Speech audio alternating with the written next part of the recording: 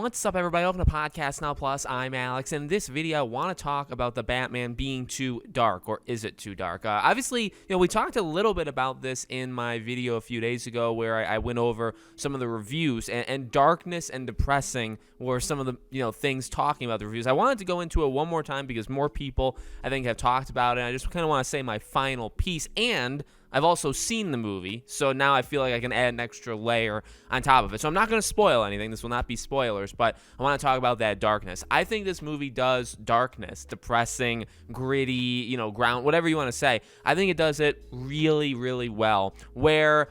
and as I said in that other video, I do want to kind of repeat some of that here. It's okay to have a movie like this. What these people, I think, some of we've seen these people. Seattle Times, I think, was the one review said like it's just too dark, it's just too depressing for me. You gotta be able, for the most part, to be able to separate life with some like escapism. This is an escapist movie, much like all in my opinion, movies and games really should be something to escape. Doesn't mean it can't have real world issues in it, and some do it better than others, right? But for something like this, I really think actually what it comes down to, because obviously there was that, right, that it's too, literally just, there's not enough light in the movie, the sun is not out. There's that stuff. But then there's also the stuff that I've seen other people say where it's there's no jokes in this. There's nothing to take you out of what the movie is doing. And it's well, God forbid, God forbid that there is something to take you out of it. So a couple things I think to throw in after, again, seeing the movie. Number one, there is actually some jokes, and it's actually really...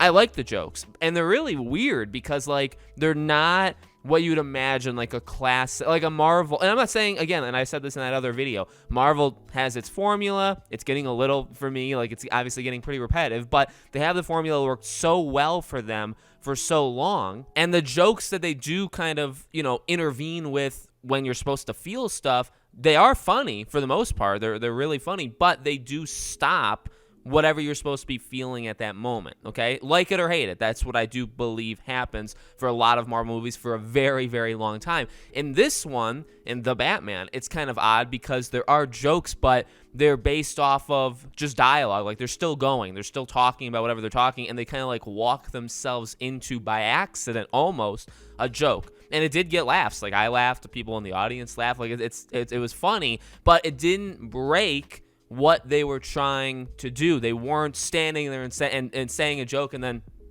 stopping and being okay, well, you're supposed to be clapping, or we're supposed to pause so you can laugh, and then so we can't do anything else, right? Because we have to pause, or we have to in the movie we have to make a face because we have to kill time because we know people are laughing. You know what I mean? So again, I'm not saying that's necessarily a bad thing, but what I am saying is that's something that I think has been very conditioned, specifically because I'm not gonna get off of this. I like Marvel movies. I've loved Marvel movies for a long time.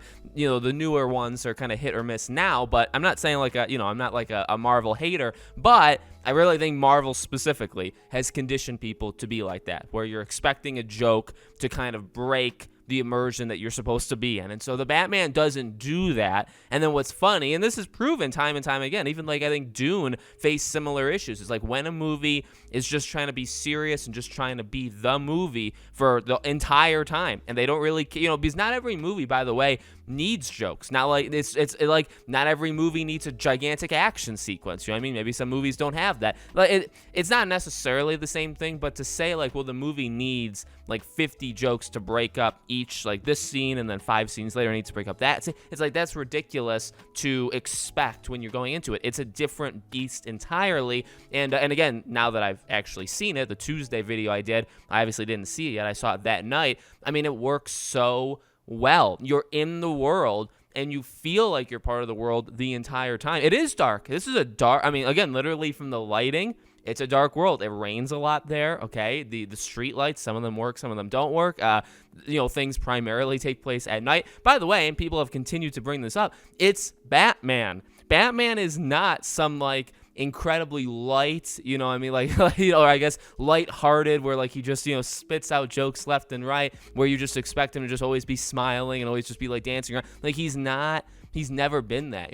Batman is a more dark, depressing character just by design. That's kind of how he is. So to expect the movie, I get it, because that's how the world has been, and that's how movies have conditioned us to do it. But I really think because you have to go for it. Okay, the way the Batman, I guess, like, if you think it works, right? Assuming you think it works because it commits to its vision immediately and it doesn't stop. Like, literally, the very beginning of this movie to then when you first see Batman and you first see, like, the first action sequence on, it's committed to what it's trying to do. And if you break that, I do feel like the movie kind of starts to get away from you. I would honestly argue, again, this isn't going to be spoilers, but I would honestly argue, we've constantly heard about the third act stuff. I don't think the third act is bad at all. I actually really like the third act, and I wouldn't even call it the third act. I'd call it the last 40 minutes of the movie, which is not 1/3. But I would say the last 30, 40 minutes of the movie feel kind of disjointed. It doesn't really feel like it belongs necessarily. That doesn't mean because I actually love it. It's just it doesn't really feel like it belongs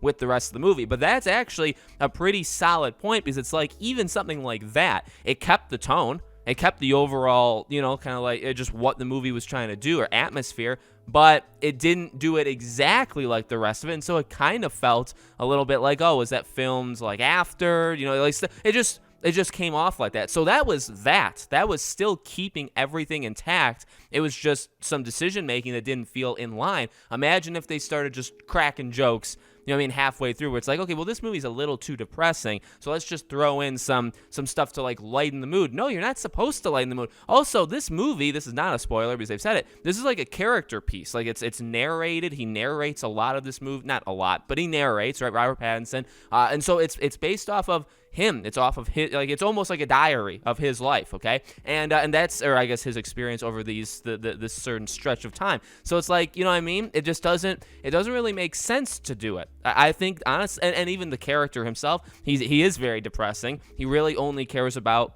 getting justice and figuring stuff out. He doesn't really care about anything else. So again, like, it would just contradict if you made it more lighthearted. It just wouldn't. I'm not necessarily saying it wouldn't work, but it wouldn't work with the movie they had created. Does that make sense? I mean, you'd have to honestly do the movie completely different to make jokes fit in and work. I don't think you can just throw in 1,000 jokes and make it work. And so, I obviously that's not necessarily what the reviewers were saying. They were just saying like it's too dark, it's too depressing, like the modern world is burning around us, and you're making a movie like this. Honestly, again, for that, I would just say you need help. These people need therapy.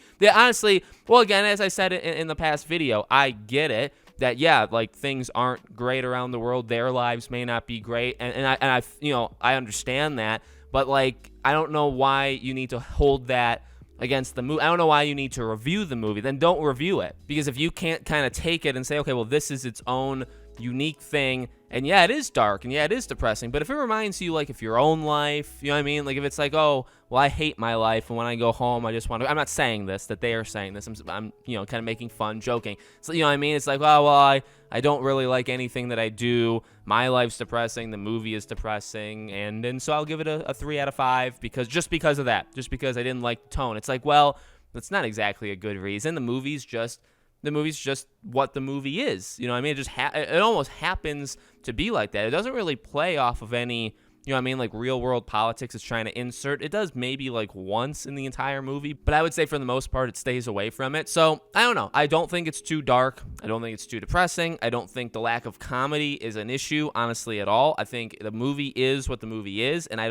honestly don't think it would work if you just randomly started to inject those elements. Truly, like, I'm not saying like, well, if you had one scene in the day, which by the way they did, they had a couple of scenes during the day, but if you had half the movie in the day, half the movie in the night, like, would that ruin the movie? I don't know about like necessarily if that would be true, but to inject all of these things that people are saying, well, it's missing or all that stuff, it would break what the movie already is. So let's like review the movie on what it is. You know what I mean? Not necessarily what it's missing, because it's not. That's very subjective, and I really don't think that's true. I don't think it's missing comedy. I didn't even think of that. When the movie was going on, I didn't walk out and say, yeah, you know what? I really would have liked 10 more jokes in there. Like that, you know what I mean? That's just not something that I think of. I would think of, okay, well, did Riddler's motivation and did the whole thing make sense from start to finish? Like, like dissecting the movie, you know what I mean? The actual movie, not something like that. Again, not saying like maybe not necessarily those aren't important things,